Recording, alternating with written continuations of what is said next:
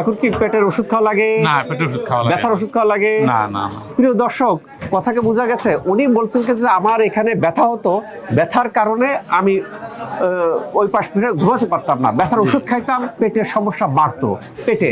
তো এই জাতীয় জটিল সমস্যা থেকে সুশী হাসপাতাল ট্রিটমেন্ট নেওয়ার পরে এখন পেটের ওষুধও খাওয়া লাগে না, ব্যথার ওষুধও খাওয়া লাগে না। আমার দুইটা সমস্যা ছিল। হ্যাঁ, কি কি সমস্যা? একটা সমস্যা ছিল পেটে, পেটে পেট ফুলে যেত গ্যাসে, পেট ফুলে যেত গ্যাসে।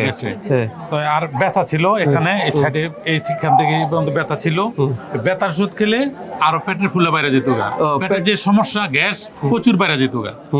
তারপরে এই আপনার এখানে আসার পরে এখন এই 5 দিন ট্রিটমেন্ট নিলাম, নেওয়ার পরে আমার এখন পেটের সমস্যাটা কমছে, হাতের সমস্যাটা কমছে। হাতে শুইলে বর দিয়া উঠতে হইতো, শক্তি পাইতাম না, খুব ব্যথা হইতো, তাই এখন মোটামুটি একটু কমতির দিকে। এখন কি পেটের ওষুধ খাওয়া লাগে? না, পেটের ওষুধ খাওয়া লাগে। ব্যথার ওষুধ খাওয়া লাগে? না না না। প্রিয় দর্শক, কথাকে বোঝা গেছে, উনি বলছেন যে আমার এখানে ব্যথা হতো, ব্যথার কারণে আমি ওই পাশ ফিরে ঘুমাতে পারতাম না, ব্যথার ওষুধ খাইতাম, পেটের সমস্যা বাড়তো পেটে। তো এই জাতীয় জটিল সমস্যা থেকে সুশী হাসপাতাল ট্রিটমেন্ট নেওয়ার পরে এখন পেটের ওষুধও খাওয়া লাগে না, ব্যথার ওষুধও খাওয়া লাগে না। এই জাতীয় জটিল অবস্থা থেকে রক্ষা পাওয়ার একটা ভালো স্থান শশী।